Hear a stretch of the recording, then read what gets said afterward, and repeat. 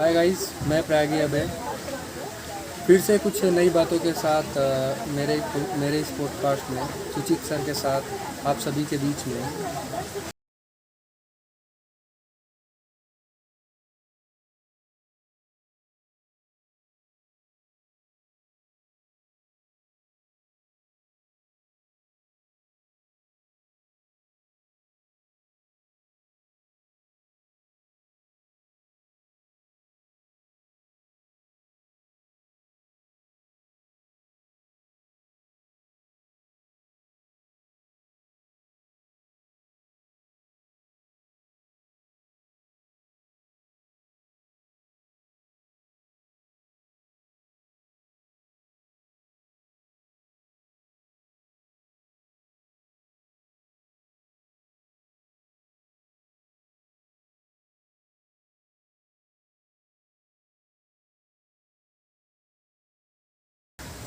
पढ़ाई की स्ट्रीम में करें, क्या करें और अपने भविष्य में कैसे आगे देखें, क्या करें, बहुत दिक्कत होती है सर। देखो, ऐसा है ना कि पढ़ाई का करियर की शुरुआत तभी हो जाती है जब हम 11 में पहुंचते हैं।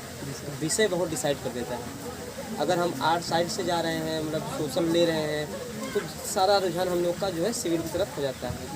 फिर जब हम साइंस की तरफ बढ़ते हैं, ठीक है, या हम कॉमर्स की तरफ बढ़ते हैं, तो सारी चीज़ें अलग हो जाती हैं। तो आपका 11 में ही एक प्लेटफॉर्म हो जाता है कि हमें ये करना है। जी सर। दूसरी चीज़ ये हो जाता है कि हर एक बच्चा जो है, जैसे कि मैं ही हूँ, तो मेरा एक सपना था कि मैं टीचर बनूँ, ठीक है, क्योंकि मुझे शुरू से पढ़ाना बहुत अच्छा लगता था। तो हर एक जो भी लड़का या लड़की मुझे सुन रहा होगा, देख रहा होगा, हर एक की पसंद होती है मुझे ये करना है, ठीक है। तो आदमी को उसी को जब मन लगा करता है तो वो चीज़ें हासिल हो जाती है। फिर होता है जब वो प्रयागराज या किसी भी शहर में जाता है तैयारी के लिए, फिर वहाँ पे इतनी सारी चीज़ें उसको दिखती हैं, बहुत सारे लोग उसको मिलते हैं, कोई कहता है ये कर लो, कोई कहता है वो कर लो, और बच्चा जो है कोरा कागज़ की तरह होता है, जिससे उस पर कोई भी लिख दिया कुछ भी तो वो तुरंत हो जाता है। तो बच्चे को पहली बात ये समझना चाहिए कि वो किस फील्ड का मास्टर है। हर एक बच्चे को मैं कहता हूँ कि उसका कोई ना कोई ऐसी चीज़ें होती हैं जो उससे बेस्ट कोई उससे कर नहीं सकता है। जैसे मैं टीचर हूँ तो मुझे लगता है कि मुझसे अच्छा कोई पढ़ा नहीं सकता। मुझे लगता है, मैं उस पर मेहनत भी करता हूँ, उस पर रिजल्ट भी से आप ही आए हो, मेरे पास बैठे हो, मेरा इंटरव्यू ले रहे हो, ठीक है भाई, इसीलिए ले रहे हो कि सर से कुछ सीखने को मिलेगा। तो कारण यही है। तो ऐसे मेरे बहुत सारे मित्र हैं जो कि सिविल में बहुत अच्छे थे, उन्होंने सिविल को चुना। फिर कुछ बच्चे ऐसे थे जो कि प्राइवेट सेक्टर में अच्छे थे, उसको चुना। तो आप किस फील्ड में अच्छे हैं, आप किस में ज़्यादा अच्छा रिजल्ट देते हैं, तो आपको वो करने की जरूरत है। बस सर यही दिक्कत रहता है कि फील्ड अभी नहीं पता चल पाता किस फील्ड में। देखो, फील्ड तो आज के ज़माने में मैं बताऊं, पहली बात तो एक चीज़ समझ लो कि आज के ज़माने में पहले के कहावत थी कि पढ़ोगे लिखोगे होगे नवाब, खेलोगे कूदोगे होगे खराब। हम लोग को बचपन में खूब सुना होगा। तो लेकिन अब क्या हो गया है, अब चीज़ें चेंज हो गई हैं। अब हर चीज़ में करियर है। सही कह रहे हैं। अब आपको ये नहीं, यहाँ दिक्कत पता है क्या है, यहाँ हमारे यहाँ क्या दिक्कत है, हमारे यहाँ एक सरकारी नौकरी का ना हवा है। हाँ, समझ रहे, हवा है, मतलब कोई तुम चपरासी भी बन गया ना तो देखो उनका चपरासी बन गया। सबसे बड़ी चीज़ क्या, तुलनात्मक शिक्षा नीतियाँ। लोग तुलनात्मक, उनका लड़का ऐसा हो गया, तुम क्या करोगे, वो लोग नौकरी पा गया, तुम कब पाओगे। इससे बच्चा क्या होता है कि बच्चा फिर और कंफ्यूज होता है कि वो करे क्या, वो करे क्या। तो फिर इसीलिए बच्चा कंफ्यूज रहता है। लेकिन मेरा कहने का मतलब है, बच्चे को खुद से डिसीजन लेना पड़ेगा, जिसमें वो अच्छा है वो उसमें वो कर जाएगा।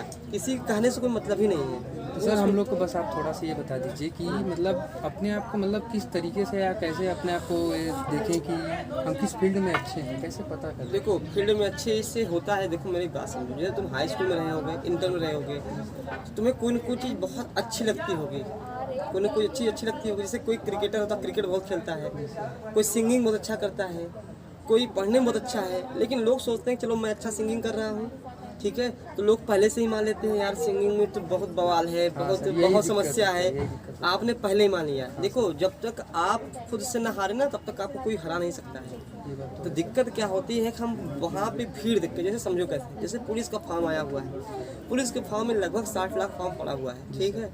तो मैं बहुत बच्चों से पूछा तुम्हारा सिलेक्शन, अरे सर मेरा सिलेक्शन कैसे होगा, 60 लाख फॉर्म पड़ा हुआ है। तो सोचना चाहिए कि 60 लाख फॉर्म भरने से नहीं मतलब है। अगर सीट 50 या 60 हज़ार सीट आई है तो होगा 60,000 का। सही कह रहे हैं। इसका मतलब होगा कि आप जिस क्षेत्र में हैं आप उसमें बेस्ट देने की कोशिश करिए। मैं बता रहा हूँ कैसे, समझिए कैसे। जैसे आपके सामने थाली 4-5 रखी हुई है, जी सर। ठीक है, आप क्या करते हैं, कुछ रोटी उससे तोड़ के खाते हैं, कुछ रोटी उससे तोड़ के खाया, कुछ उसमें से खाया, तो क्या एक भी थाली का खाना समाप्त हुआ? नहीं समाप्त हुआ। इसका मतलब क्या हो कि आप आज का जो जनरेशन है ना, पहले कुछ दिन ये करेगा, 1 साल उस पर सफलता नहीं मिली उसको, चलो गुरु दूसरा करते हैं, ठीक है, दूसरा करेगा किसी कहने पे, फिर तीसरा करेगा, तीसरे कहने पे, शायद वो जिस पे पहले पे काम कर रहा था उसी पे लगातार कंटिन्यू काम करता अच्छे से, तो शायद 4 साल में उसको कोई ना कोई रिजल्ट मिल गया होता। अब फिर कहते ना कि फिर 1 साल उसको दिया, 1 साल उसको दिया, 1 साल कुछ साल बांट दिया, तो ना हमारे हुए, ना उनके हुए, ना तुम्हारे हुए। तो जो किसी का नहीं होता है तो फिर किसका ही होगा। यही तो दिक्कत होती है ना सर, समझ में नहीं आता है कि मतलब कि अब फील्ड, हम जिस फील्ड में हैं उसको कैसे समझ में आए कि हम अभी इस पे बने रहें। देखो बना रहना बहुत बड़ी, जैसे कि जब मैं खुद जब हाई स्कूल मेरा चूँकि साइंस बैकग्राउंड का था, हाई स्कूल तक चलता था, तो मुझे लगा कि थोड़ा सा गणित मेरी जो है, मतलब मेरा सोशल, मतलब इतिहास, भूगोल, ये सब बहुत अच्छा था। तो फिर मुझे लगा कि चलो 2 मेरे पास विकल्प होते हैं, 2 विकल्प। एक तो विकल्प टीचिंग फील्ड का था, एक तो विकल्प सिविल का था। लेकिन अब सिविल और टीचिंग में बड़ा दुविधा हुआ। सिविल क्या था कि लोग कहते थे यार सिविल में बन जाओगे, राजा कहलाओगे, भाई आईएएस होता है, एक्चुअल में आईएएस ही होता है, पीएसएस होता है। लेकिन फिर मैंने पढ़ा गुरु ब्रह्मा गुरु विष्णु, ठीक है, मतलब गुरु से बड़ा कोई होता ही नहीं है। और चूँकि मुझे शुरू से पढ़ाने में बड़ा विश्वास था। अच्छा मैं एक बात बताओ, चंद्रगुप्त चाणक्य की कहानी पढ़ा है? तो चाणक्य को जब उसकी बेइज्जती की गई, घराने ने उसकी बेइज्जती किया, तो चाणक्य निकल पड़ा। तो चाणक्य चंद्रगुप्त को ही क्यों चुना? भाई इतने सारे बच्चे थे या इतने लोग थे, तो किसी न किसी को चुनता, उसने ऐसा क्यों नहीं चुना? कारण है कि जब वह रास्ते में जा रहे थे तो उन्होंने चंद्रगुप्त को देखा। चंद्रगुप्त जो छोटा सा बालक एक राजा का किरदार निभा रहा है और न्याय कर रहा है, तो उसने देखा कि इस बालक के अंदर राजा बनने की पूरी प्रतिभा है। समझ में आया? तो ऐसे ही क्या होता है कि हमारे अंदर भी कोई प्रतिभा छिपी रहती है।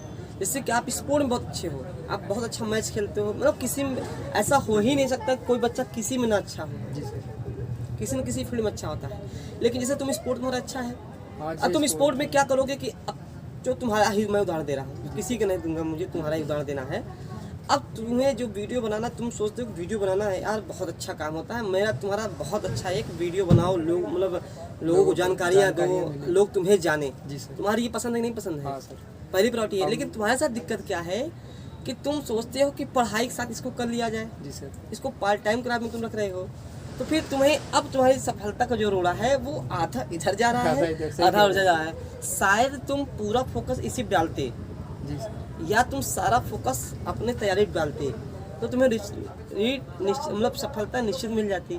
यही हाल आज के बच्चों का है। वो ना थोड़ा थोड़ा सब करना चाहते हैं, पूरा कुछ नहीं करना चाहते हैं। जिस दिन कोई व्यक्ति पूरा कर ले, अब एक चीज़ बता दूं, किसी के कहने से तुमसे नहीं हो पाएगा, या कोई अलग अलग राय दे रहा है, सबसे बड़ी समस्या ये करो वो करो, तुम उनकी सुनो ही ना, तुम सोचो कि हमें क्या करना है। क्योंकि आज के वर्तमान समय में हर एक फील्ड में जगह है। अब वो नौकरी का ज़माना गया। आज स्पोर्ट में कम से कम 200 गेम्स हैं। जी सर। क्रिकेट हम लोग जानते हैं, फुटबॉल जानते हैं, 200 गेम्स हैं। आप उसमें जा सकते हो। आजकल यूट्यूब पे बहुत सारे विकल्प हैं, सोशल मीडिया तो पूरा है, सोशल मीडिया तुम्हारे पास है। पढ़ने में अच्छे हो तो अच्छा कर सकते हो, तुम पढ़ाना चाहते हो तो बीएड का कोर्स कर लो, या असिस्टेंट प्रोफेसर बन जाओ तो पढ़ा सकते हो। विकल्प सब में है, लेकिन तुम्हें उसके लिए समय देना पड़ेगा, पेशेंस रखना पड़ेगा और ईमानदारी से मेहनत करना पड़ेगा। होता क्या है कि हम एक रिजल्ट को ही असफलता मान लेते हैं। पहला रिजल्ट खराब हुआ, चीज़ें चेंज करो, चलो आगे बढ़ो, छोड़ो इसको। यही दिक्कत होता है। इसीलिए ना बच्चा सफल नहीं हो पाता है, क्योंकि वो ना पहली बार में रिजल्ट चाहता है।